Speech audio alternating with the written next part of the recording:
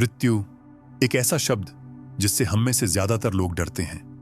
लेकिन क्या होगा अगर आप जान लें कि मृत्यु कोई अंधकारमय अंत नहीं, बल्कि एक अद्भुत यात्रा की शुरुआत है। जिस क्षण कोई व्यक्ति अपना अंतिम श्वास लेता है, ठीक उसी पल एक नया अध्याय शुरू होता है। ऐसा अध्याय जिसकी हम कल्पना भी नहीं कर सकते।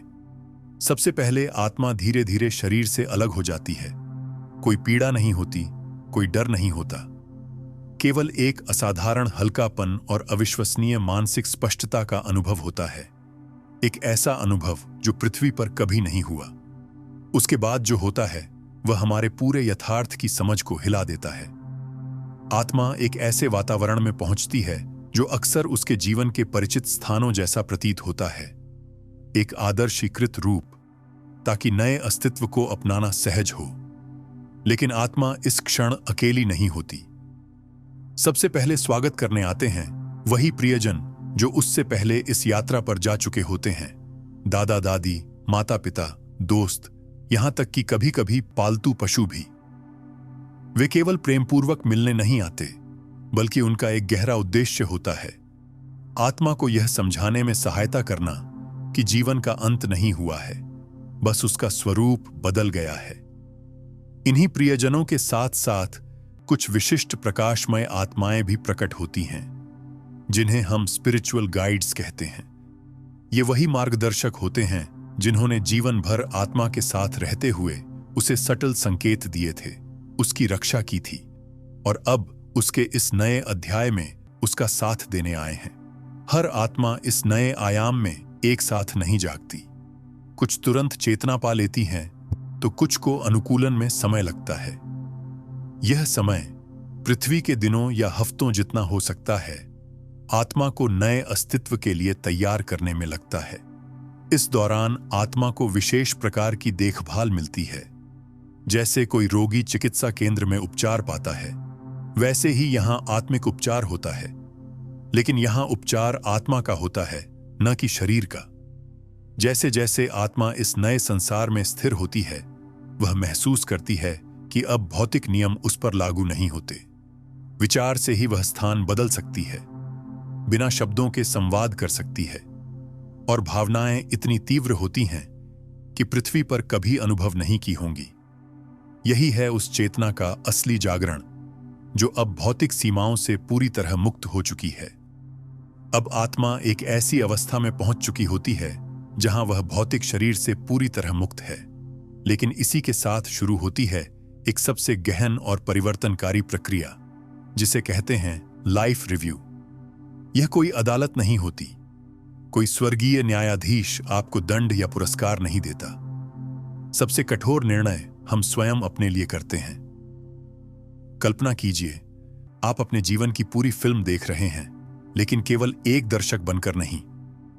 आप हर पल को उसी व्यक्ति की नजर से महसूस करते हैं जिस पर आपका कोई भी कार्य, कोई भी शब्द, कोई भी सोच प्रभाव डालती थी। जिस बच्चे को आपने कभी सड़क पर मदद दी थी, उसकी खुशी आप भीतर तक महसूस करते हैं।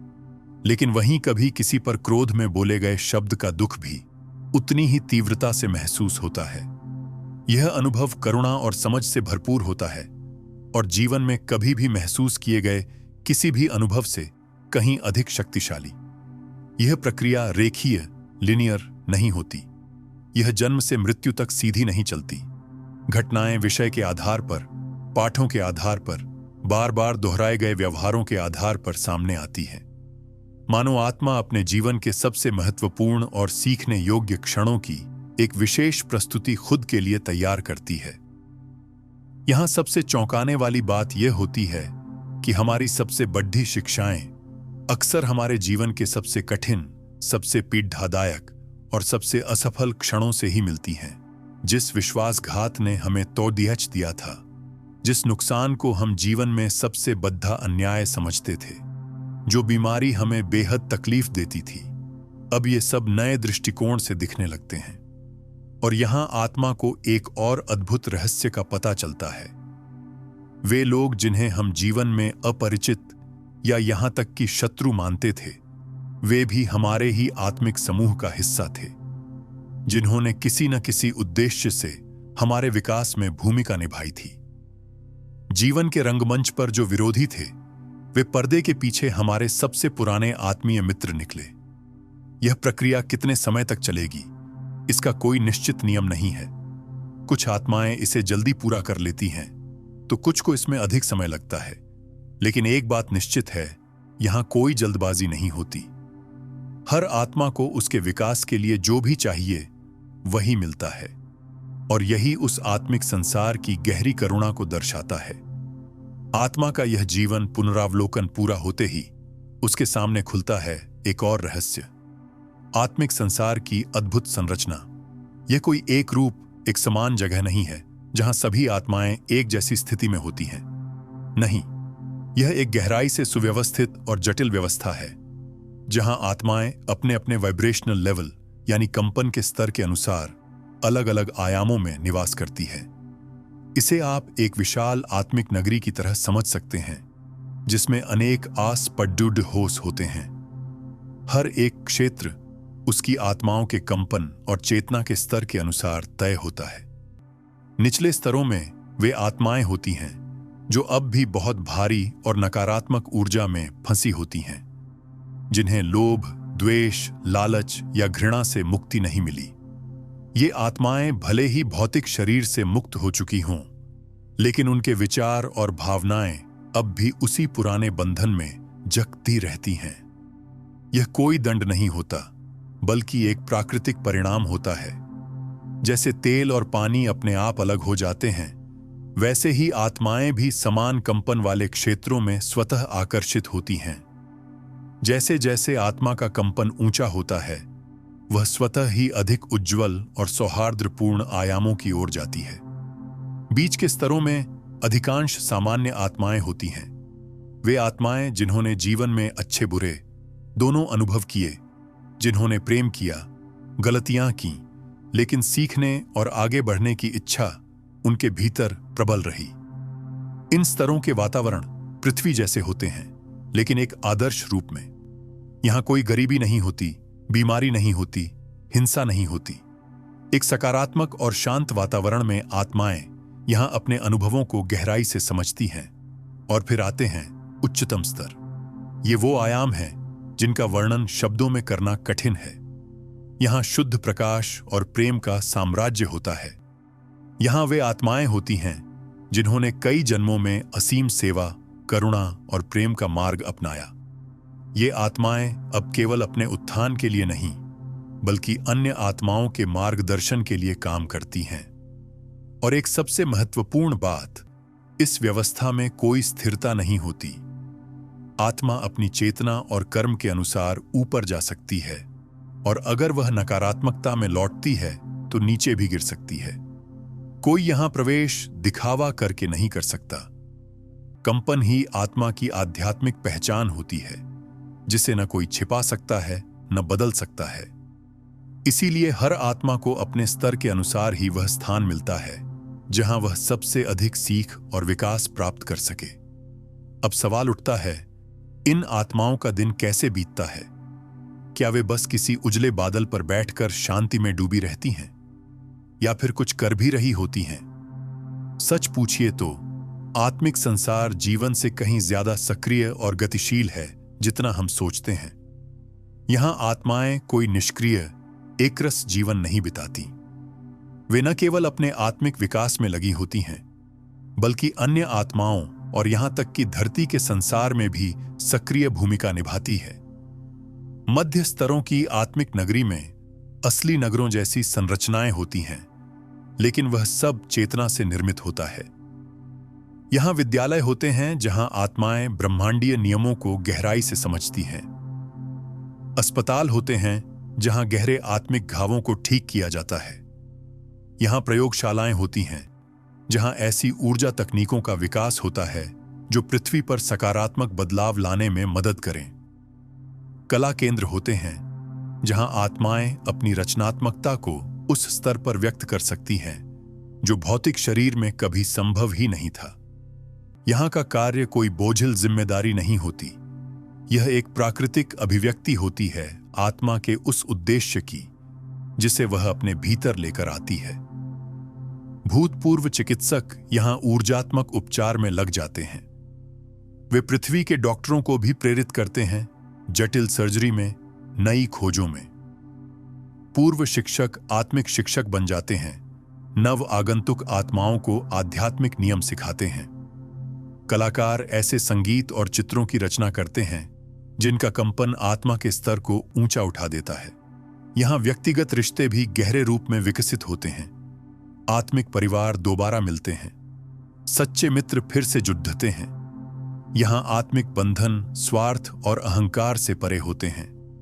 मित्रता और प्रेम आत्मा के सबसे शुद्ध स्तर पर खिलते हैं। कई आत्माएं अपने प्रिय कार्यों को भी यहां जारी रखती हैं, लेकिन अब बिना भौतिक सीमाओं के।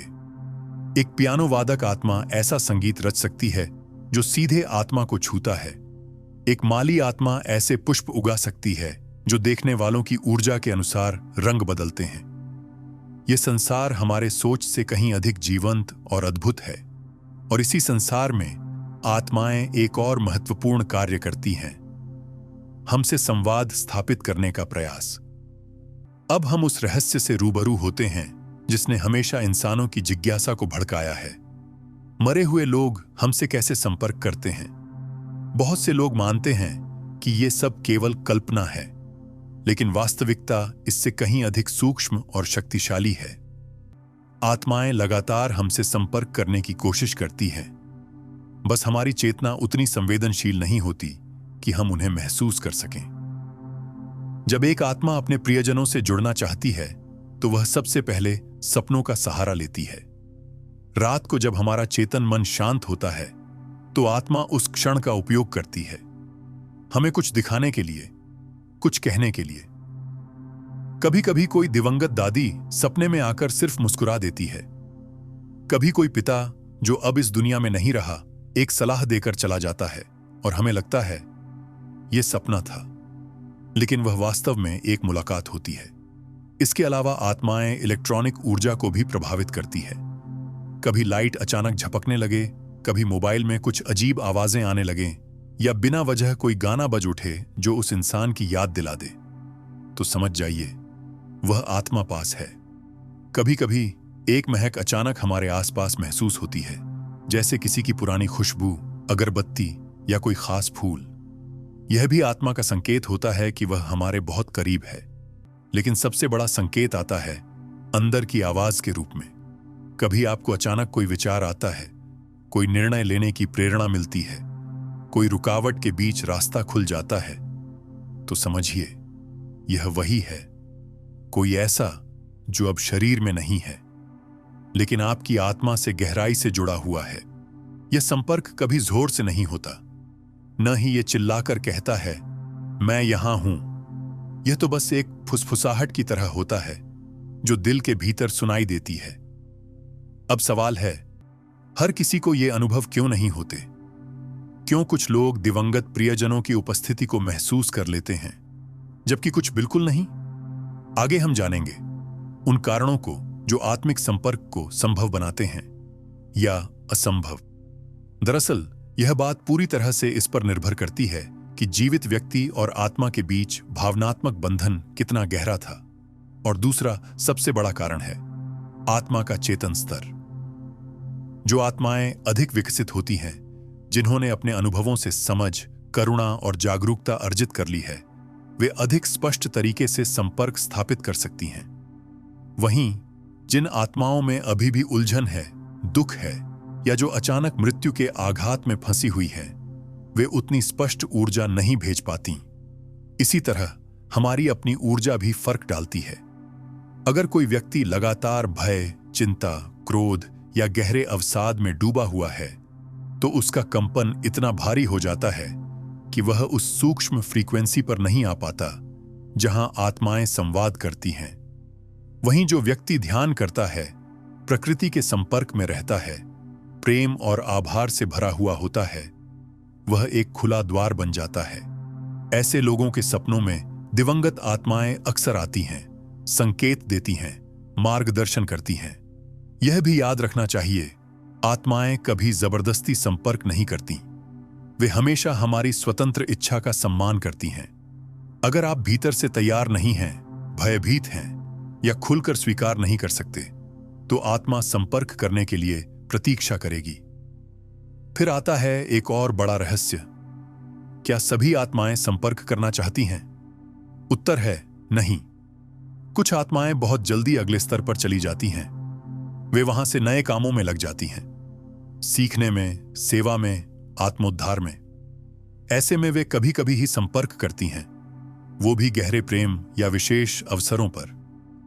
कुछ आत्माएं विशेष कर्तव्य निभाने लगती हैं, जैसे परिवार में किसी सदस्य की रक्षा करना, बच्चों की देखभाल करना। वे निरंतर हमारे साथ रहती हैं, लेकिन उनकी उपस्थिति बहुत कोमल होती है। और फिर कुछ आत्माएं होती हैं जो अटकी रह जाती हैं, जो मोह, दुख, अपराध बोध या क्रोध के कारण पृथ्वी से जुड़ी रहती हैं। उनका संपर्क अक्सर अजीब अनुभवों में होता है, भारीपन का एहसास, बेचैनी या अचानक अशांत सपने। ऐसी आत्माओं को शांति की आवश्यकता होती है। उनके लिए प्रार्थना, प्रेम और प्रकाश भेजना सबसे बड़ा सहारा होता है। अब अगला सबसे बड़ा सवाल उठता है, क्या आत्माएं हमारे जीवन को प्रभावित करती हैं? क्या वे हमारे निर्णयों में, हमारे रास्तों में कोई भूमिका निभाती हैं? आप हैरान होंगे, लेकिन उत्तर है हां, और बहुत गहराई से। और अब हम यही जानेंगे। आपके जीवन के कई पल, जिन पर आपको शायद लगा होगा कि यह तो बस संयोग था, वे वास्तव में आपके दिवंगत प्रियजनों की सजग उपस्थिति का परिणाम होते हैं। जी हां, आत्माएं न केवल देखती हैं, बल्कि आपकी सहायता भी करती हैं। जब आप किसी बहुत कठिन स्थिति में फंसे होते हैं, जहां आपको समझ नहीं आता कि क्या करें, उसी समय एक अनजानी प्रेरणा उठती है, एक अचानक हल दिमाग में आ जाता है। आपके आसपास के परिस्थितियां एकदम बदल जाती हैं। यह किसी अदृश्य हाथ द्वारा आपके मार्ग को आसान बनाने जैसा होता है। ये घटनाएं आकस्मिक नहीं होती। ये वही दिव्य इंटरवेंशन होती हैं जो आत्माएं अपने प्रियजनों के लिए करती हैं। कभी आपने गौर किया है, किसी दिन कोई महत्वपूर्ण निर्णय लेना था और उसी सुबह आपको अपने दिवंगत पिता, मां या दादा दादी की याद बहुत गहराई से आने लगी, या अचानक उनका कोई गीत, उनकी कोई प्रिय वस्तु आपके सामने आ गई। यह संदेश होते हैं, हम तुम्हारे साथ हैं, जो निर्णय लोगे उसमें हम तुम्हें आशीर्वाद देते हैं। आत्माएं हमारी ऊर्जा को प्रभावित करती है। जब हम बहुत निराश होते हैं, हार मान लेते हैं, तो वे हमें प्रेम के कंपन भेजती हैं। अचानक एक ऐसी शांति आती है मानो किसी ने सिर पर हाथ रख दिया हो। जब हम गलत राह पर जाने लगते हैं, तो कभी कभी बाधाएं पैदा कर देती हैं ताकि हम रुक कर सोचें। यह भी एक बड़ा सच है, कोई भी आत्मा हमारी मर्जी के विरुद्ध हस्तक्षेप नहीं करती। वे केवल सहारा और संकेत देती हैं। निर्णय तो हमें ही लेना होता है। इसीलिए जब कोई संकेत मिले, जैसे किसी खास तारीख पर वही पुराना गीत बज जाए या कोई पुरानी किताब हाथ में आ जाए, तो उसे हल्के में न लें। कभी कभी वही छोटा सा संकेत किसी बड़ी भूल को रोक सकता है या एक नया द्वार खोल सकता है। और यही नहीं, कुछ उन्नत आत्माएं तो विशेष मिशन में लगी होती हैं। वे न केवल अपने परिवारजन को, बल्कि समूह चेतना, कलेक्टिव कॉन्शियसनेस को भी प्रभावित करती हैं। जैसे कोई वैज्ञानिक नई खोज के द्वार पर हो और अंतिम सूत्र न मिल रहा हो, अचानक एक स्वप्न में समाधान मिल जाता है। कोई कलाकार वर्षों से जिस रचना को नहीं पूरा कर पा रहा था, एक रात अचानक प्रेरणा का झरना फूट पड़ता है।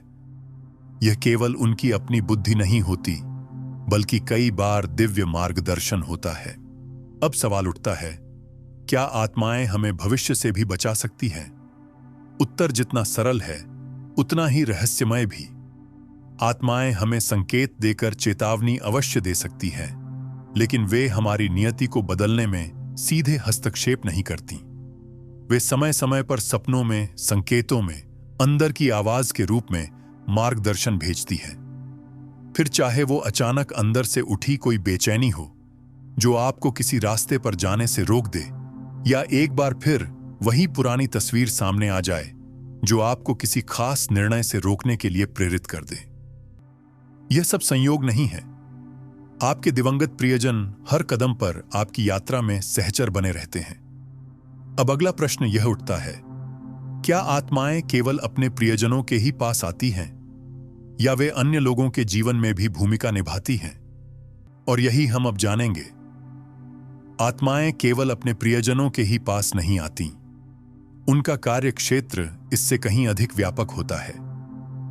कुछ आत्माएं जो अत्यधिक उन्नत होती हैं, अपने जीवन के दौरान या मृत्यु के बाद विशेष कार्यों के लिए समर्पित हो जाती हैं। वे उन आत्माओं में शामिल होती हैं जिन्हें मिशनरी आत्माएं कहा जाता है। इनका उद्देश्य केवल एक परिवार, एक व्यक्ति नहीं होता, बल्कि संपूर्ण मानवता की सेवा करना होता है। आपने सुना होगा कि कुछ नेता, कुछ वैज्ञानिक, कुछ कलाकार, कुछ समाज सुधारक कहते हैं, पता नहीं क्यों एक दिन मुझे ऐसा लगा कि जैसे किसी ने मेरे भीतर कोई विचार डाल दिया हो। ये वही क्षण होते हैं जब मिशनरी आत्माएं उस व्यक्ति के माध्यम से मानवता के हित में कार्य करती हैं। इन आत्माओं का कार्य सिर्फ उच्च चेतना के लिए होता है। वे भविष्य के बीज बोती हैं ताकि कोई व्यक्ति, कोई समाज, कोई संस्कृति उस दिशा में बढ़ सके जहां अधिक करुणा, अधिक प्रेम, अधिक ज्ञान और अधिक सामूहिक विकास संभव हो। अब एक प्रश्न उठता है, क्या यह संभव है कि आपके जीवन में भी ऐसी आत्माएं सक्रिय हों, भले ही आप उन्हें पहचानते ना हों? उत्तर है हां। अगर आपका जीवन किसी ऐसे महत्वपूर्ण मोड़ पर है जहां आप किसी अज्ञात शक्ति द्वारा बार बार एक ही दिशा में धकेले जा रहे हैं, कोई कार्य करने का गहरा आह्वान, इनर कॉलिंग हो रहा है, तो यह संभव है कि कोई मिशनरी आत्मा या गाइडिंग स्पिरिट आपके आंतरिक मार्गदर्शक के रूप में काम कर रही हो। यह अक्सर उन लोगों के साथ होता है जिनके पास जन्मजात करुणा होती है, जो दूसरों की सेवा में स्वाभाविक रूप से आनंद पाते हैं, या जो रचनात्मक कार्यों के माध्यम से समाज में बदलाव लाना चाहते हैं। इन आत्माओं का एक और कार्य है बचाव और सुरक्षा। बहुत बार हम सुनते हैं कि कोई व्यक्ति एक भयंकर दुर्घटना से बाल बाल बच गया। कोई बच्चा जो गिरने वाला था, अचानक किसी ने पकड़ लिया, जबकि कोई दूसरा पास नहीं था। यह सब उस समय संभव होता है जब कोई बचाव कार्य में संलग्न आत्मा सक्रिय होती है। यह आत्माएं उन क्षणों में तत्काल हस्तक्षेप करती हैं जब कर्म चक्र में वह अनुमति होती है। मतलब हर बार ये हस्तक्षेप नहीं कर सकती, लेकिन जहां जीवन रक्षा का अवसर नियति के अनुसार बचा हो, वहां ये अवश्य सक्रिय हो जाती हैं। इसीलिए कई लोग कहते हैं, किसी ने मुझे बचा लिया, पर मैं आज तक नहीं जानता कौन था। अब एक और रहस्य की ओर बढ़ते हैं। क्या आत्माएं हमें केवल भौतिक जगत में ही सहायता करती हैं, या वे हमारे मानसिक और भावनात्मक स्तर पर भी कार्य करती हैं? यह उत्तर जानना आपको चौंका देगा। आत्माएं न केवल भौतिक स्तर पर हमारी सहायता करती हैं, बल्कि सबसे महत्वपूर्ण सहायता वे मानसिक और भावनात्मक स्तर पर देती हैं। आपने शायद खुद महसूस किया होगा, कभी कभी जब आप बहुत गहरे दुख, अकेलेपन या तनाव में होते हैं, तो अचानक एक अद्भुत शांति का अनुभव होता है। एक ऐसी शांति जो ना किसी इंसान के शब्दों से आई होती है, ना किसी बाहरी कारण से। यह कोई सामान्य अनुभव नहीं होता। यह कई बार उन आत्माओं का कार्य होता है जो सांत्वना कार्य, कॉन्सोलेशन वर्क के लिए समर्पित होती है। इन आत्माओं का एक ही उद्देश्य होता है, ऐसे लोगों को अदृश्य रूप से सहारा देना जो जीवन में गहरे दुख या आत्मिक संकट से गुजर रहे होते हैं। जब आप रात को नींद में डूबे होते हैं, तब आपकी चेतना सबसे अधिक ग्रहणशील होती है। इसी समय यह आत्माएं आपके ऊर्जा क्षेत्र, ऑरा में शांति की तरंगें भेजती हैं। इसलिए कई बार सुबह उठकर हमें थोड़ा हल्का, थोड़ा सहज महसूस होता है, जबकि हमने सोने से पहले तक गहरा तनाव महसूस किया था। इस तरह की सहायता एकदम मूक होती है। ना कोई आवाज, ना कोई चेहरा, सिर्फ भावनाओं में बदलाव, सिर्फ अंदरूनी ऊर्जा का उत्थान। अब सवाल आता है, क्या केवल महान आत्माएं ही ऐसा कार्य करती हैं? क्या यह कोई विशेष देवताओं का कार्य है? उत्तर है नहीं। बहुत बार यह कार्य हमारे अपने पूर्वजों की आत्माएं करती हैं। आपके दादा दादी, माँ बाप, प्रिय मित्र, गहरे प्रेम करने वाले रिश्तेदार जो अब इस संसार में नहीं हैं, वे आपके लिए सांत्वना देने वाले कार्यों में लगे रहते हैं। क्यों? क्योंकि प्रेम कभी नष्ट नहीं होता। एक बार यदि किसी आत्मा ने आपसे असली प्रेम किया है, तो मृत्यु के बाद भी वह उस प्रेम के धागे से बंधी रहती है। यही कारण है कि कई लोग कहते हैं, मैंने महसूस किया जैसे मां मेरे सिर पर हाथ रखे हुए हैं। मैं अचानक बहुत शांत हो गया। यह कोई कल्पना नहीं, यह ऊर्जा के स्तर पर घटित होता है। अब सोचिए, जब ऐसी आत्माएं हमारे मानसिक और भावनात्मक स्तर पर इतना कार्य करती हैं, तो क्या वे मानवता के बड़े स्तर पर भी कार्य करती होंगी? उत्तर है हां। कुछ मिशनरी आत्माएं, मिशनरी स्पिरिट्स, मानवता के समूह स्तर पर भी कार्य करती हैं। वे संगठनों, आंदोलनों, समाज सुधारकों के कार्य में ऊर्जा प्रवाहित करती हैं। जहां कहीं सत्य, प्रेम, न्याय और करुणा के लिए कोई आंदोलन होता है, वहां इन आत्माओं का सूक्ष्म योगदान होता है।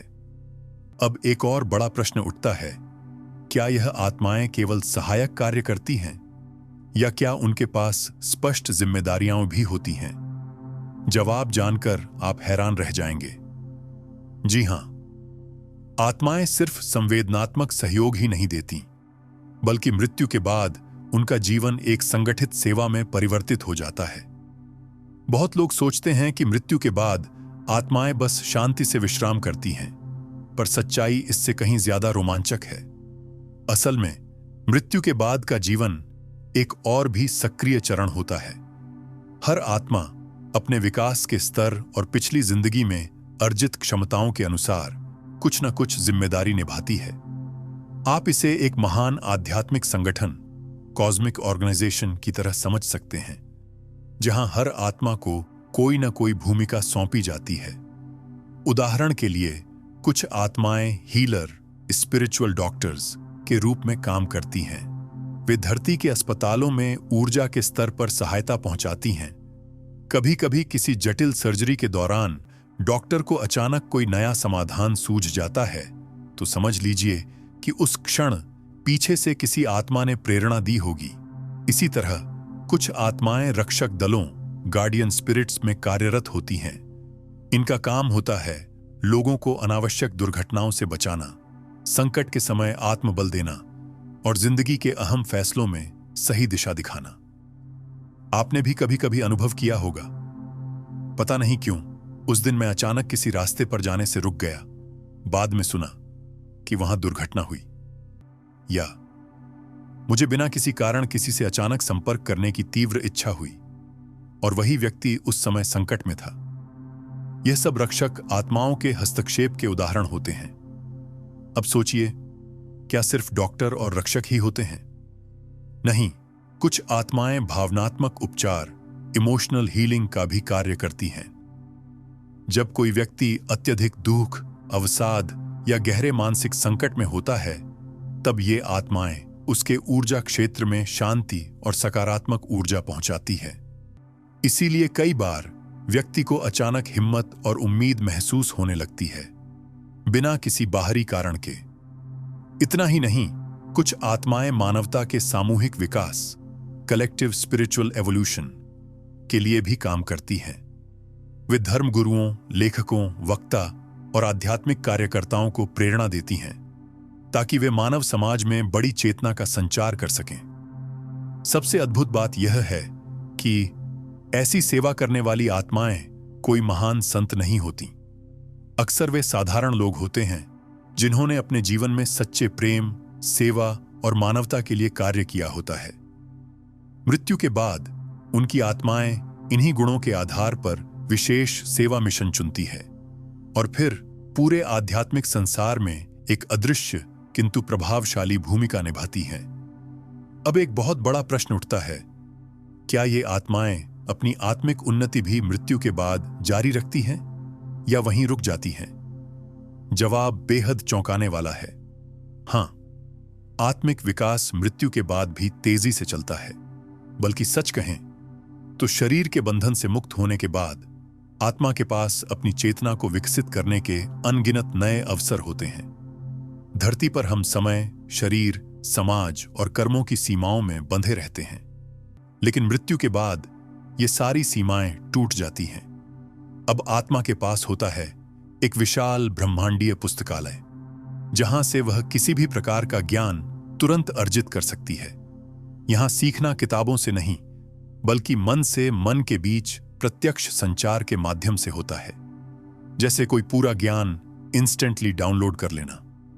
मृत्यु के बाद आत्मा के सामने पहला काम होता है अपने भावनात्मक घावों को भरना। पृथ्वी पर रहते हुए हमने जाने अनजाने में दुख, डर, अपराध बोध और नकारात्मक संस्कार अर्जित कर लिए होते हैं। ये सब ऊर्जा के रूप में आत्मा के साथ रहते हैं। इसीलिए जब आत्मा दूसरी ओर पहुंचती है, आध्यात्मिक चिकित्सक आत्माओं की टीम उसका ऊर्जा उपचार शुरू करती है। यह प्रक्रिया कितनी लंबी चलेगी, यह इस बात पर निर्भर करता है कि जीवन में कितनी गहराई तक घाव बने थे। जब आत्मा इन नकारात्मक प्रभावों से मुक्त हो जाती है, तब वह अधिक ऊंची चेतना के स्तर की ओर बढ़ती है। यहां आत्मा को विश्व के नियमों की गहरी समझ मिलने लगती है, जैसे कि कर्म का नियम, पुनर्जन्म का चक्र और यह कि सारी सृष्टि एक ही ऊर्जा से बनी है।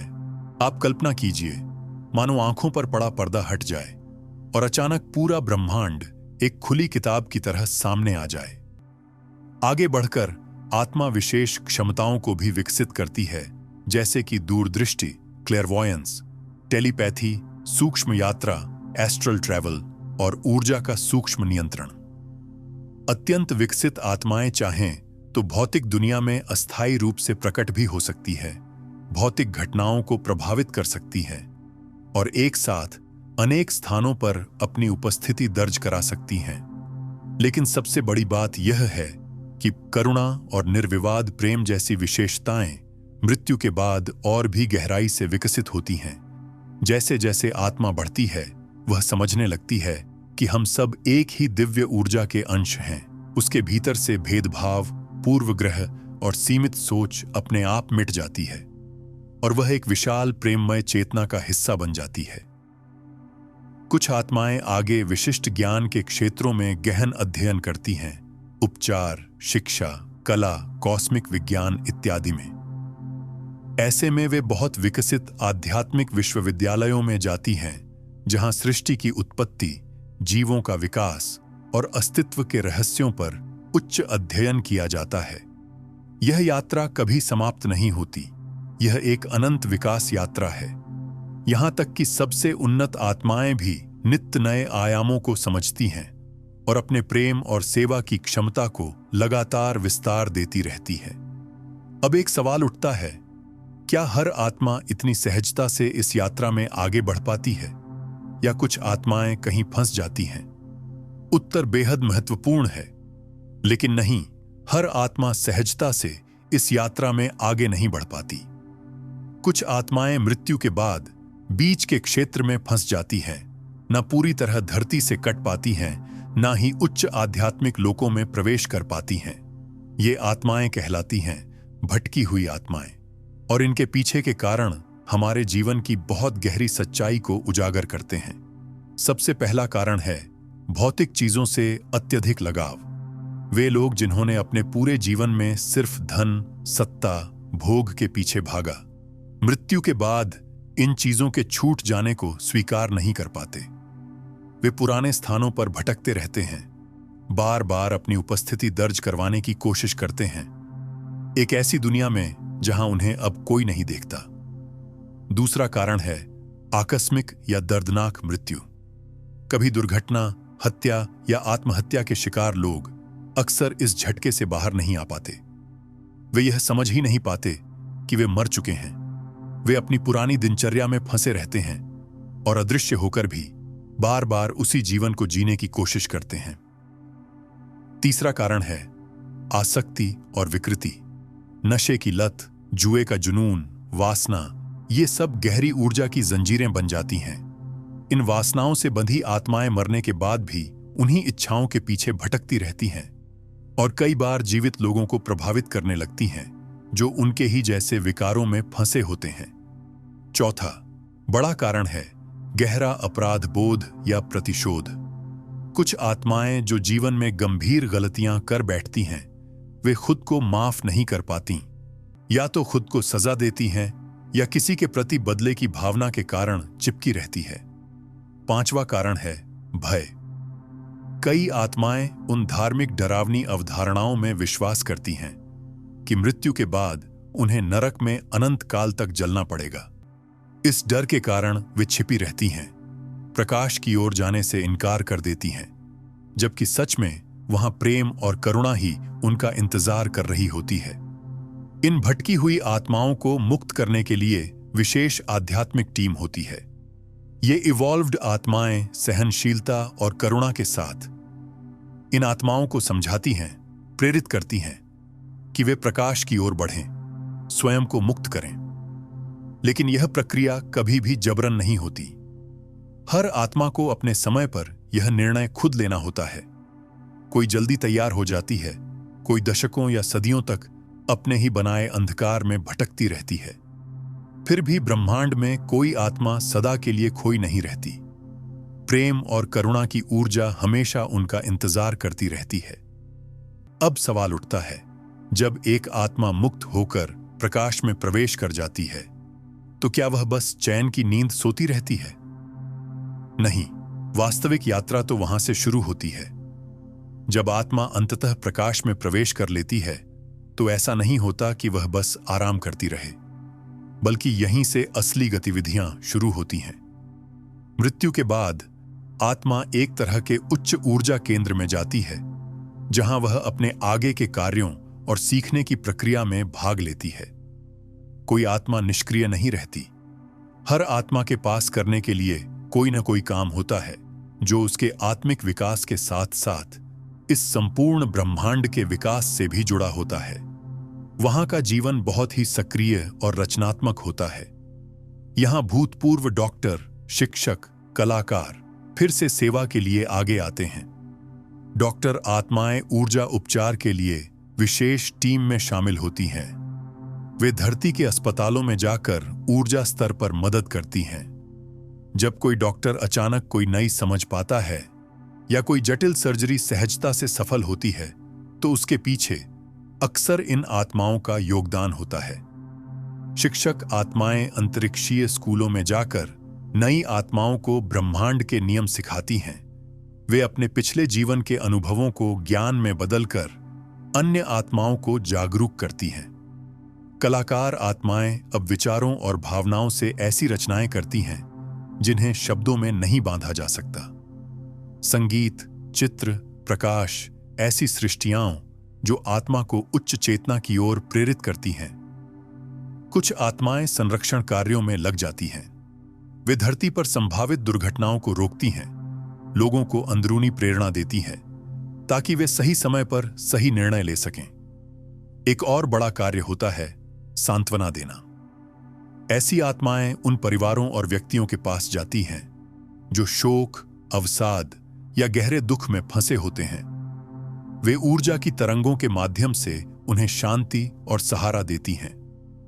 फिर होते हैं मिशनरी आत्माएं, जो धर्मगुरुओं, लेखकों, वक्ताओं और सत्य के प्रचारकों को अदृश्य स्तर पर प्रेरित करती हैं, ताकि मानवता का सामूहिक विकास हो सके।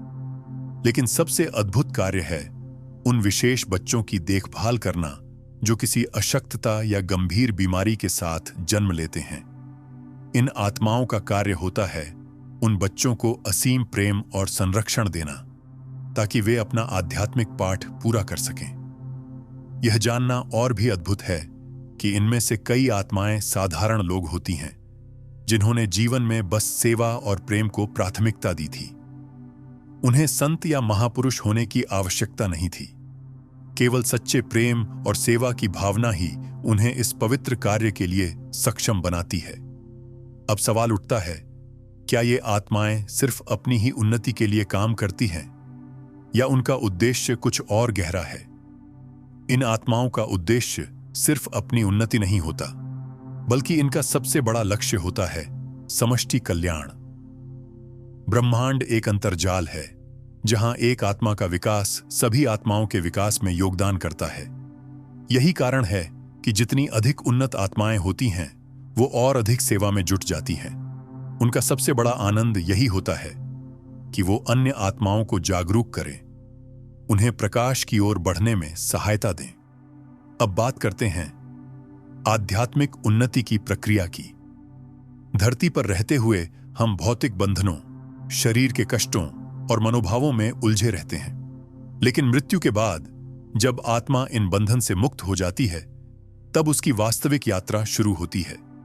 यह यात्रा 3 प्रमुख चरणों में होती है। 1. भावनात्मक उपचार। मृत्यु के बाद आत्मा सबसे पहले उन भावनात्मक घावों को ठीक करती है जो वह भूतकालीन जीवन से लेकर आई होती है। इसमें अवसाद, भय, अपराध बोध और नकारात्मक ऊर्जा शामिल होती है। इस कार्य में विशेषज्ञ आत्माएं उसकी मदद करती हैं ताकि वह निर्भर होकर आगे बढ़ सके। 2. चेतना का विस्तार। इसके बाद आत्मा को ब्रह्मांडीय नियमों की गहन समझ दी जाती है, जैसे कर्म, पुनर्जन्म और सर्व जगत की एकता। यह वो ज्ञान होता है जो शरीर के बंधनों के रहते हम कभी पूरी तरह समझ नहीं पाते। 3. आध्यात्मिक क्षमताओं का विकास। जैसे जैसे आत्मा उन्नत होती है, उसकी आध्यात्मिक शक्तियां बढ़ती जाती हैं। अब वह दूसरे आत्माओं के विचार पढ़ सकती है, ऊर्जाओं को स्थानांतरित कर सकती है, यहां तक कि भौतिक जगत में भी प्रभाव डाल सकती है। जिन आत्माओं ने बहुत उन्नति कर ली होती है, वे अक्सर धरती पर विशेष कार्य के लिए वापस आती हैं, जैसे मार्गदर्शन देना, मानवता के विकास में योगदान देना या पुनर्जन्म लेकर किसी विशेष मिशन को पूरा करना। और सबसे सुंदर बात यह है, इस यात्रा में कोई सीमा नहीं है। आत्मा का विकास अनंत है। यह यात्रा कभी खत्म नहीं होती, बल्कि हर स्तर पर और गहराई और प्रकाश और प्रेम की ओर ले जाती है। तो अगला बड़ा सवाल, क्या हर आत्मा इतनी आसानी से उच्चतर स्तर तक पहुंच जाती है, या कुछ आत्माएं कहीं फंसी रह जाती हैं? लेकिन नहीं, हर आत्मा इतनी सरलता से प्रकाश की ओर नहीं बढ़ पाती। बहुत सी आत्माएं बीच के स्तरों में फंस जाती हैं। अब सवाल उठता है, ऐसा क्यों होता है? कारण होता है आसक्ति। शरीर से निकलने के बाद भी कई आत्माओं में भौतिक वस्तुओं, लोगों, भावनाओं या अपराध बोध की इतनी गहरी पकड़ होती है कि वे छूटने को तैयार नहीं होती। मान लीजिए कोई व्यक्ति अपार धन के पीछे पागल था, तो मृत्यु के बाद भी उसकी आत्मा उस धन के आसपास मंडराती रहती है। कभी अपने पुराने मकान, तिजोरी या बैंक खाते के इर्द गिर्द, या कोई जिसने किसी से घृणा में पूरा जीवन बिताया, तो उसकी आत्मा उस घृणा में ही जकड़ी रह जाती है, उस व्यक्ति को हानि पहुंचाने या उसकी निगरानी में। यहां तक कि बहुत से अचानक मारे गए या आत्महत्या करने वाले समझ ही नहीं पाते कि वे मर चुके हैं। वे वही पुरानी दिनचर्या दोहराते रहते हैं, घर में घूमते हैं, अपने परिवार से बात करने की कोशिश करते हैं, पर कोई उत्तर नहीं देता। और तब पैदा होता है आत्माओं का उलझाव। इस स्थिति को अविकसित अवस्था कहते हैं, जहां आत्मा न पूरी तरह इस लोक में है, न पूरी तरह उस पार। इन्हें हम अटक चुकी आत्माएं, लोअर एस्ट्रल आत्माएं या भटकी आत्माएं भी कहते हैं। लेकिन ऐसा क्यों होता है? सबसे बड़ा कारण भय और अपराध बोध। कई आत्माओं को बचपन से धर्म के कठोर सिखावनें सुनाई जाती हैं कि मृत्यु के बाद नरक मिलेगा, भयंकर सजा मिलेगी। तो जब उनका शरीर छूटता है, तो वे भय से उस प्रकाश की ओर जाने से ही मना कर देती हैं, छिप जाती हैं, अंधकार में रहने लगती हैं। दूसरा बड़ा कारण असहाय प्रेम। बहुत बार कोई आत्मा अपने प्रियजनों से इतनी गहराई से जुड़ी होती है कि वह उन्हें छोड़ ही नहीं पाती। मां अपने बेटे को छोड़ना नहीं चाहती, पति अपनी पत्नी के पास ही रहना चाहता है, और इस आसक्ति में वे इस लोक में ही अटक जाते हैं। तीसरा कारण अपूर्ण इच्छाएं। यदि जीवन में कोई बहुत गहरी अधूरी इच्छा रह गई, जैसे बदला लेना, कोई लक्ष्य पूरा करना, तो आत्मा बार बार उसी की ओर खींचती रहती है। वह समझ ही नहीं पाती कि उसका समय पूरा हो चुका है। तो फिर इन आत्माओं का क्या होता है? क्या वे हमेशा के लिए अंधकार में भटकती रहती हैं? ऐसी भटकी आत्माएं हमेशा के लिए अंधकार में फंसी नहीं रहती, क्योंकि आध्यात्मिक संसार में ऐसी आत्माओं को मुक्त कराने के लिए विशेष दल होते हैं। इन्हें कहते हैं रेस्क्यू टीमें, गाइडिंग स्पिरिट्स या रहस्य लोक के साधक। ये अत्यंत विकसित और करुणामय आत्माएं होती हैं। इनका कार्य ही होता है ऐसी अटकी हुई आत्माओं को खोजकर उन्हें प्रकाश की ओर ले जाना। कैसे करती हैं ये आत्माएं यह काम? सबसे पहले वे ऊर्जा के माध्यम से उस आत्मा के चारों ओर प्रेम का वातावरण बनाती हैं। फिर उस आत्मा को दिखाती हैं कि मृत्यु के बाद भी उसका वास्तविक अस्तित्व समाप्त नहीं हुआ है। यहां कोई नरक नहीं, कोई भयानक सजा नहीं, बल्कि नई यात्रा उसका इंतजार कर रही है। फिर वे धीरे धीरे उस आत्मा के भीतर का भय कम करती हैं, उसे उसके प्रियजनों या आध्यात्मिक गुरुओं के दर्शन कराती हैं, ताकि वह आश्वस्त हो जाए कि सब ठीक है।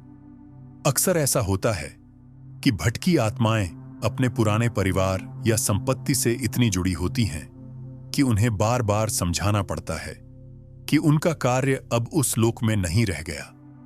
इस प्रक्रिया में कभी कभी वर्षों लग जाते हैं। कई आत्माएं इतनी जिद्दी होती हैं कि वे अपने अपराध बोध, क्रोध या आसक्ति को छोड़ना ही नहीं चाहती। लेकिन फिर भी रेस्क्यू टीमें हार नहीं मानती। वे बार बार प्रयास करती हैं, और जब आत्मा थोड़ी भी मुलायम होती है तो उसे धीरे धीरे प्रकाश की ओर ले जाया जाता है। और जैसे ही आत्मा प्रकाश में प्रवेश करती है, उसे एक अद्भुत शांति मिलती है। वह महसूस करती है कि अब उसका बंधन टूट चुका है। इसके बाद वह आत्मा सफाई और उपचार के एक विशेष केंद्र में जाती है, जहां उसके अतीत के दुख, भय, गंभीर भावनाएं सब धीरे धीरे शुद्ध की जाती हैं। यहां तक कि कई बार जो आत्माएं गंभीर अपराध कर चुकी होती हैं, उन्हें भी पुनरुद्धार का अवसर दिया जाता है। कोई भी आत्मा स्थायी रूप से शापित नहीं होती। सबके लिए प्रकाश का द्वार खुला रहता है, बस उसके लिए तैयार होना पड़ता है। और जब यह प्रक्रिया पूरी होती है, तब आत्मा आगे बढ़ती है अपनी आगामी यात्रा की ओर। लेकिन क्या केवल अटक चुकी आत्माएं ही काम करती हैं? क्या मृत्यु के बाद बाकी आत्माएं कुछ नहीं करती? क्या वे बस आराम करती हैं? उत्तर चौंकाने वाला है। मृत्यु के बाद आत्माएं काफी सक्रिय होती हैं। वे क्या करती हैं, यही जानेंगे हम अगले हिस्से में नहीं, बल्कि यहीं से जारी रखते हैं। तो सवाल यह है, मृत्यु के बाद आत्माएं करती क्या हैं? क्या वे बस शांति से सोती रहती हैं, या किसी अदृश्य लोक में जाकर आराम करती हैं? सच्चाई इससे कहीं ज्यादा रोमांचक और अविश्वसनीय है। मृत्यु के बाद आत्माएं निष्क्रिय नहीं होती, बल्कि वे एक बेहद सक्रिय जीवन जीती हैं। एक ऐसा जीवन जो शारीरिक जीवन से कहीं अधिक चेतन होता है। जो आत्माएं मध्यवर्ती स्तरों में होती हैं, वे आध्यात्मिक शहरों में निवास करती हैं। यह शहर कुछ कुछ पृथ्वी जैसे होते हैं, लेकिन ऊर्जा से बने होते हैं। वहां स्कूल होते हैं जहां आत्माएं आध्यात्मिक नियमों का अध्ययन करती हैं। वहां अस्पताल होते हैं जहां थकी हुई आत्माओं का ऊर्जा उपचार किया जाता है। कल्याण केंद्र होते हैं जहां आत्माएं ध्यान, संगीत, रचनात्मक कार्यों में लीन रहती हैं। लेकिन सबसे महत्वपूर्ण, अधिकांश आत्माएं कार्यरत होती हैं। कोई हीलर बनती है और नवागंतुक आत्माओं को ऊर्जा उपचार देती है। कोई शिक्षक बनती है और कर्म का नियम, पुनर्जन्म के सिद्धांत, आध्यात्मिक विकास सिखाती है। कोई रचनात्मक आत्मा बनकर ऐसे संगीत, कला या विचारों की रचना करती है जो पृथ्वी के लोगों तक सपनों या प्रेरणा के रूप में पहुंचती है। वैज्ञानिक खोजें कई बार अदृश्य स्तरों पर ऐसी आत्माओं की प्रेरणा से होती हैं। जब कोई वैज्ञानिक अचानक कोई अभूतपूर्व विचार पाता है, तो उसके पीछे अक्सर किसी उच्च आत्मा का प्रकाश होता है। सिर्फ इतना ही नहीं, कई आत्माएं रक्षक आत्माओं के रूप में कार्य करती हैं। वे अपने परिवारजनों, प्रियजनों या विशिष्ट व्यक्तियों की रक्षा करती हैं। आपके जीवन में कभी कोई अचानक दुर्घटना टल जाए, कोई खतरनाक स्थिति से बच जाए, कोई समस्या अपने आप हल हो जाए, तो समझिए किसी रक्षक आत्मा ने मदद की है। इसके अलावा बहुत सी आत्माएं प्रशिक्षण लेती रहती हैं। वे आगे के पुनर्जन्म की तैयारी करती हैं, अपने कर्मों को समझती हैं, अपने अधूरे कार्यों पर मनन करती हैं और स्वयं को अगले स्तर के लिए तैयार करती हैं। वहां समय का कोई बंधन नहीं होता, लेकिन फिर भी आत्माएं लक्ष्यपूर्ण जीवन जीती है। हर दिन नई सीख, नई सेवा, नई अनुभूति का अवसर होता है। तो अगली बार जब आप सोचें कि मृत्यु के बाद सब खत्म हो जाता है, तो जान लीजिए असली यात्रा तो वहीं से शुरू होती है। और आत्माएं लगातार सक्रिय रहती हैं, सिर्फ अपने लिए नहीं बल्कि हम सब के लिए भी। अब तक हमने देखा कि आत्माएं कैसे सक्रिय रहती हैं, लेकिन क्या वे हमसे संवाद करती हैं? क्या वे हमसे संपर्क करती हैं? क्या वे संदेश भेजती हैं? तो क्या मृत आत्माएं हमसे संपर्क करती हैं? क्या वे हमें देखती हैं? क्या वे हमारे जीवन में हस्तक्षेप करती हैं? उत्तर है हां। और यह प्रक्रिया अधिक सामान्य है जितना आप सोच सकते हैं। आत्माएं हमसे विभिन्न तरीकों से संवाद करती हैं, लेकिन यह संवाद सीधे शब्दों में नहीं होता, क्योंकि भौतिक और आध्यात्मिक लोक के बीच ऊर्जा का अंतर होता है। तो फिर कैसे होता है यह संपर्क? सपनों के माध्यम से। नींद के दौरान जब हमारी चेतना अधिक खुली होती है, तो आत्माएं हमारे स्वप्नों में आती हैं। आपने कभी ऐसा सपना देखा होगा जिसमें कोई दिवंगत प्रियजन बहुत साफ, सजीव, सच्चा लगा हो, और जब आप जागे हों तो उसका संदेश स्पष्ट याद रहा हो। यह कोई साधारण सपना नहीं होता, यह वास्तविक संपर्क होता है, संकेतों के माध्यम से। आत्माएं कभी कभी भौतिक संकेत भेजती हैं, जैसे अचानक रोशनी का झपकना, अचानक कोई खास खुशबू आना, कोई खास गीत बजना या कोई चिन्ह दिख जाना जो केवल आपको ही समझ में आए। यह उनका संदेश होता है कि मैं पास हूं, मैंने तुम्हें देखा है, तुम अकेले नहीं हो। अचानक विचारों के माध्यम से। कभी कभी आपके मन में कोई नया विचार, कोई समाधान या कोई चेतावनी बिल्कुल अचानक आ जाती है। आप सोचते हैं यह विचार आया कहां से? बहुत संभव है कि यह आपके किसी मार्गदर्शक आत्मा या प्रियजन आत्मा का संदेश हो। सहज अनुभूति, इंट्यूइशन के माध्यम से।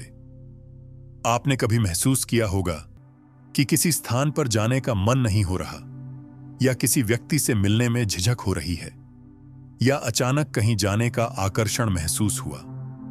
ये भी अंतरात्मा के संकेत होते हैं, जिनके पीछे कभी कभी आत्माओं की प्रेरणा होती है, जो आपको सही दिशा में ले जाती है। अब सवाल उठता है, क्या हर कोई इन संकेतों को पहचान सकता है? सभी आत्माएं प्रयास करती हैं, लेकिन सब लोग इन संकेतों को सुन या समझ नहीं पाते। क्यों? क्योंकि हमारा मन बहुत व्यस्त रहता है। हम चिंता, डर, अहंकार, दुख में इतना डूबे रहते हैं कि सूक्ष्म संकेतों को महसूस नहीं कर पाते। लेकिन जब आप मन को शांत करते हैं, ध्यान करते हैं, प्रकृति में जाते हैं, तो आप इन संकेतों को अधिक स्पष्ट अनुभव कर सकते हैं। याद रखिए, आपके प्रियजन कभी भी आपसे कट नहीं जाते। वे अक्सर आपके पास होते हैं, आपको देखते हैं, आपके लिए प्रार्थना करते हैं, और जब भी अवसर मिलता है संदेश भेजते हैं। अब सवाल यह उठता है, क्या हर आत्मा समान रूप से संपर्क कर सकती है? क्या कोई भी आत्मा तुरंत अपने प्रियजनों से जुड़ सकती है? इसका उत्तर और भी गहरा है। आइए अगली बात में समझते हैं। हर आत्मा संपर्क करने में समान रूप से सक्षम नहीं होती। यह उसकी आध्यात्मिक अवस्था पर निर्भर करता है। जो आत्माएं अधिक विकसित होती हैं, जिन्होंने ध्यान, प्रेम, क्षमा को अपनाया है, वे ज्यादा आसानी से संपर्क कर सकती हैं। वे जानती हैं ऊर्जाओं को कैसे साधना है, कौन सा माध्यम चुनना है और किस समय संदेश भेजना है। लेकिन जो आत्माएं भ्रमित, डरी हुई या बहुत लोअर एनर्जी में फंसी होती है, जैसे हत्या, आत्महत्या, अचानक मौत, अत्यधिक लालच या द्वेष में, वे खुद समझ ही नहीं पाती कि वे मर चुकी हैं। ऐसी आत्माएं एक बीच की स्थिति में फंसी रह जाती हैं। इन्हें पता ही नहीं चलता कि कैसे संपर्क करना है, कैसे आगे बढ़ना है।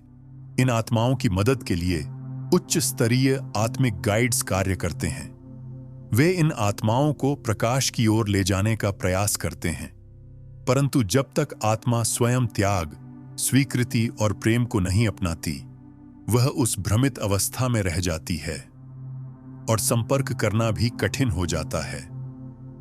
अब सवाल यह भी है, क्या हर संदेश जो हमें मिलता है आत्माओं से ही होता है? नहीं, मन की कल्पना भी कई बार ऐसी छवियां बना देती है। कभी कभी हम अपने गहरे दुख में इतनी तड़पते हैं कि मन स्वयं छवि गढ़ लेता है। लेकिन अगर संदेश में शांति, प्यार, निर्देश या उपयोगी सुझाव हो तो यह संकेत होता है कि वह वास्तविक संपर्क है। दूसरी बात यह है, आप जिनसे संपर्क चाहते हैं वे हर समय उपलब्ध नहीं रहते। आत्मा के अपने कार्य होते हैं। वो अपनी यात्रा में भी आगे बढ़ रही होती है, सिर्फ इसलिए कि हम आज बुलाएं। जरूरी नहीं कि वह उसी क्षण उत्तर दे, इसलिए धैर्य रखना चाहिए। जब आत्मा तैयार होती है और जब आप सुनने को तैयार होते हैं, तभी वह संदेश प्रकट होता है। तो अगला बड़ा प्रश्न, क्या आत्माएं केवल प्रेमियों या परिवार से ही जुड़ती हैं? इसका उत्तर जानकर आप चौंक जाएंगे। संबंधों की गहराई इस नियम को बदल देती है, और यही हम अभी समझते हैं। कई लोग सोचते हैं कि मृत आत्माएं सिर्फ परिवार या करीबी मित्रों से ही जुड़ती हैं, लेकिन यह पूरी तरह सही नहीं है। संबंध की गहराई सिर्फ इस जीवन तक सीमित नहीं होती। कई बार ऐसे लोग भी जिनसे आपने जन्मों पहले कोई गहरा संबंध साझा किया हो, वे भी आपके जीवन में मूक मार्गदर्शक बनकर साथ होते हैं। यह जरूरी नहीं कि आपने उन्हें इस जन्म में पहचाना हो। रूहों के समूह यानी सोल ग्रुप्स जन्म जन्मांतर साथ चलते हैं। कोई आपके शिक्षक बनता है, कोई सहयोगी, कोई प्रतिद्वंदी, कोई मित्र। जब आपकी आत्मा इस जीवन के लिए योजना बनाती है तो कई आत्माओं के साथ पूर्व निर्धारित समझौते यानी स्पिरिचुअल कॉन्ट्रैक्ट्स होते हैं। इसलिए कुछ लोग आपको पहली बार मिलते ही अजीब सा परिचित महसूस होते हैं, जैसे आप उन्हें कहीं देख चुके हैं। वहीं कुछ ऐसे रिश्ते भी होते हैं जो बहुत कठिन लगते हैं, दर्द देते हैं, असंतुलन लाते हैं, पर ये भी आत्मा के सीखने का हिस्सा होते हैं। और यही आत्माएं मृत्यु के बाद आपको संदेश भेजने, रास्ता दिखाने या रुकी हुई सीख को पूरा करवाने में जुट जाती है। अब सवाल उठता है, क्या सभी आत्माएं बराबर शक्ति के साथ संदेश भेज सकती हैं? नहीं, यह उस आत्मा की विकास स्थिति, संवेदनशीलता और आपसे बंधन पर निर्भर करता है। उच्च विकसित आत्माएं जिन्होंने त्याग, प्रेम और बोध की स्थिति पाई है, वे ज्यादा स्पष्ट संकेत भेज सकती हैं। और सबसे गहरा सच यह है, इन आत्माओं का काम सिर्फ संदेश भेजना नहीं होता। वे आपके निर्णयों, मनोबल और जीवन दिशा को भी अदृश्य रूप से प्रभावित करती रहती हैं। आपके जीवन के कुछ सबसे बड़े मोड़, कुछ अकल्पनीय अवसर, कभी कभी एकदम सही समय पर मिलने वाले सहयोग, ये सब सिर्फ संयोग नहीं होते। बहुत बार यह अदृश्य आत्मिक समर्थन होता है जो आपकी यात्रा को सधे हुए हाथों से आगे बढ़ाता है। और आगे जानना चौंका देगा, कैसे मृत आत्माएं हमारे सपनों, घटनाओं और यहां तक कि वैज्ञानिक खोजों तक को प्रभावित करती हैं।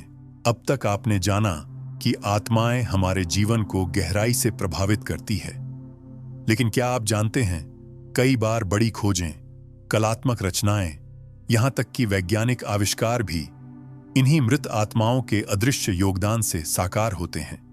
जी हां, कई महान वैज्ञानिकों और कलाकारों ने जीवन में ऐसे अनुभव साझा किए हैं जहां कोई अचानक विचार, अचानक हल, सपने में मिला ज्ञान या भीतर से आई आवाज ने उन्हें नया रास्ता दिखाया।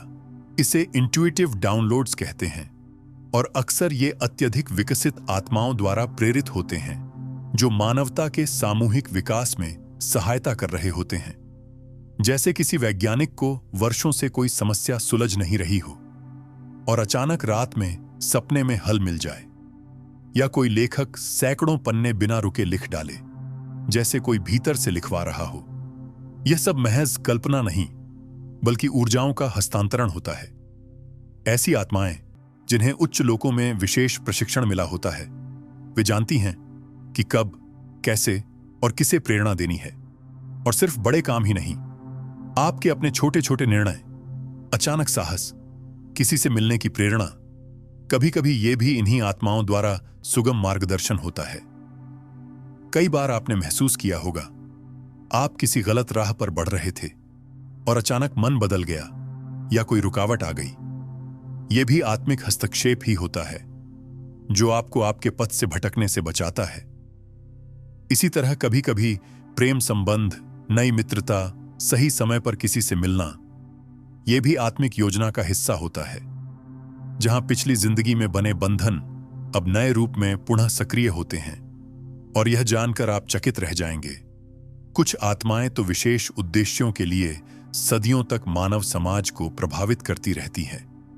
वे संगठनों, आंदोलनों, आध्यात्मिक शिक्षाओं के पीछे अदृश्य प्रेरक शक्ति होती हैं, ताकि मानवता एक नई चेतना की ओर बढ़ सके। तो अगली बार जब आपको कोई गहरी प्रेरणा या कोई अचानक समाधान मिले या कोई अचानक सही इंसान आपकी जिंदगी में आए, समझ जाइए कोई कहीं से आपको मदद भेज रहा है। और यह सच जानना केवल उत्सुकता की बात नहीं, यह जानना आपके जीवन को बदल सकता है। लेकिन अब एक और सवाल उठता है, क्या ये आत्माएं केवल प्रेरणा ही देती हैं या क्या वे किसी तरह की रक्षा भी करती हैं? उत्तर है हां, और बहुत गहराई से। हमारे चारों ओर हमेशा अदृश्य संरक्षण का एक घेरा बना रहता है, और इस घेरे में शामिल होती हैं वो आत्माएं जो हमसे गहरे जुड़ी होती हैं, जैसे पूर्वज, प्रियजन, आध्यात्मिक गाइड्स और कभी-कभी विशेष संरक्षक आत्माएं। आपने कई बार सुना होगा, एक बड़ी दुर्घटना से बाल बाल बच गए, किसी गहरी मुसीबत में अचानक मदद मिल गई। ऐसा लगा जैसे कोई अदृश्य शक्ति साथ थी। यह केवल संयोग नहीं होता। ये आत्माएं जब देखती हैं कि आप किसी खतरे में हैं और यदि आपकी कर्म योजना में वह घटना आवश्यक नहीं है, तो वे उस स्थिति को बदलने का पूरा प्रयास करती हैं। कैसे? कभी आपका ध्यान अचानक किसी और मोड़ देती है, जिससे आप उस समय उस जगह से हट जाएं। कभी कोई व्यक्ति आपके जीवन में प्रवेश करता है और आपको सही समय पर सही सलाह देता है। कभी मन में बेचैनी पैदा होती है, जिससे आप किसी निर्णय को टाल देते हैं, जिसका भविष्य में आपके लिए बड़ा नुकसान हो सकता था। यह अदृश्य सुरक्षा कवच दिन रात सक्रिय रहता है। हमें यह महसूस नहीं होता, लेकिन जब आप पीछे मुड़कर जीवन को देखते हैं तो कई जगह महसूस होगा, यहां कोई अदृश्य हाथ था। और यह केवल दुर्घटनाओं या बड़े संकटों तक सीमित नहीं, भावनात्मक क्षणों में भी यह सहायता मिलती है। जब आप गहरे दुख में होते हैं, कोई प्रियजन छूटता है, तो कई बार मन अचानक शांत हो जाता है।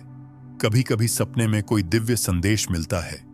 यह आपके प्रिय मृत आत्माओं का स्नेहपूर्ण स्पर्श होता है, जो आपको बता रहा होता है, मैं यहां हूं, चिंता मत करो। एक और महत्वपूर्ण बात, जिन बच्चों का जन्म विशेष चुनौतियों के साथ होता है या जो गंभीर बीमारी से जूझ रहे होते हैं, उनके साथ अक्सर बहुत शक्तिशाली आत्माएं रहती हैं, जो दिन रात उनकी रक्षा करती हैं और उनके आध्यात्मिक विकास में सहायक बनती हैं। अब आप समझ रहे होंगे, मृत्यु के बाद आत्माएं बस सोती नहीं हैं, वे सक्रिय रूप से हमारे जीवन में भाग लेती हैं, हमें प्रेरित करती हैं, संरक्षण देती हैं और जब आवश्यक हो हमें सही राह पर वापस लाने में मदद करती हैं। और यदि आप अपने जीवन में इन संकेतों को पहचानना सीख जाए, तो आप पाएंगे कि आप कभी अकेले नहीं होते। इसलिए हर दिन थोड़ा सा समय निकालिए आभार प्रकट करने के लिए उन अदृश्य आत्माओं के प्रति जो आपके जीवन को धीरे से लेकिन लगातार बेहतर बना रही हैं। अब एक बहुत ही रहस्यपूर्ण और दिलचस्प सवाल, क्या ये आत्माएं केवल हमें सुरक्षा और प्रेरणा ही देती हैं, या क्या वे इस भौतिक दुनिया को भी किसी स्तर पर प्रभावित कर सकती हैं? उत्तर है हां, और उससे कहीं ज्यादा जितना हम सोच सकते हैं। यह दुनिया केवल भौतिक पदार्थों की नहीं है, यह एक ऊर्जा का विशाल जाल है, जिसमें दिखने वाली दुनिया और अदृश्य दुनिया गहराई से एक दूसरे से जुड़ी हुई है। अब आप सोचिए, जब कोई आत्मा इस ऊर्जा के जाल में काम करती है, तो वह केवल व्यक्तिगत लोगों को नहीं, बल्कि समूहों, देशों, घटनाओं को भी प्रभावित कर सकती है। बहुत सी वैज्ञानिक खोजें, महान कलाकृतियां, संगीत, महत्वपूर्ण आविष्कार, इनके पीछे कई बार दिव्य प्रेरणा होती है। ऐसे कई वैज्ञानिकों, कलाकारों ने यह स्वीकार किया है कि यह विचार मुझे सपने में आया था, अचानक एक छवि मेरे मन में कौंधी, जैसे किसी ने मेरे कान में फुसफुसाया हो। यह किसका काम होता है? यही अदृश्य आत्माएं जो मानवता के सामूहिक विकास के लिए सतत कार्य कर रही होती हैं। यहां तक कि प्राकृतिक आपदाओं में भी कई बार इनका हस्तक्षेप होता है। ऐसा नहीं कि वे कर्म के फल को रोक दें, लेकिन जहां मानव चेतना का विकास अवरुद्ध न हो, वहां वे आपदा के प्रभाव को कम करने का कार्य करती हैं। कई बार आपने पढ़ा होगा, समय पर बारिश हो गई और आग बुझ गई। हवा का रुख अचानक बदल गया और तूफान शहर से टल गया। क्या यह केवल मौसम का संयोग है? नहीं, कई बार यह उन अदृश्य आत्माओं के कार्य होते हैं जो मानवता को अनावश्यक विनाश से बचाने का प्रयास करती हैं।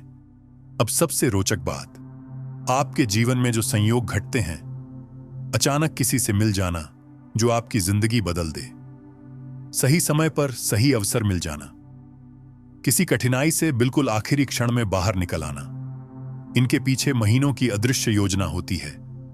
आपके पूर्वजों की आत्माएं, आपके रक्षक आत्माएं और कभी-कभी अन्य उच्च आत्माएं, ये सभी आपके जीवन के मार्ग को संतुलित करने, आपके लिए सही दरवाजे खोलने में कार्यरत रहती हैं। तो अगली बार जब कोई ऐसा संयोग हो तो केवल अरे वाह न कहें, बल्कि आभार जताइए, क्योंकि आपके पीछे एक दृढ़ आत्मिक टीम काम कर रही है। यही वह सच्चाई है, मृत्यु के बाद आत्माएं केवल आराम नहीं कर रही होती, वे हमारे साथ एक अदृश्य युद्ध लड़ रही होती हैं ताकि हम अपने श्रेष्ठतम जीवन को जी सकें। तो अगली बार जब आप अपने दिल की गहराई में कोई प्रेरणा महसूस करें, जब कोई असंभव सा अवसर मिल जाए, तो समझिए आपके पीछे कोई अदृश्य आत्मा मुस्कुरा रही है। अब यह यात्रा यही समाप्त नहीं होती, यह केवल एक द्वार है जहां से हमें अपने जीवन को एक नई दृष्टि से देखना शुरू करना चाहिए। मृत्यु जीवन का अंत नहीं है, बल्कि यह अस्तित्व की सबसे अद्भुत शुरुआत है।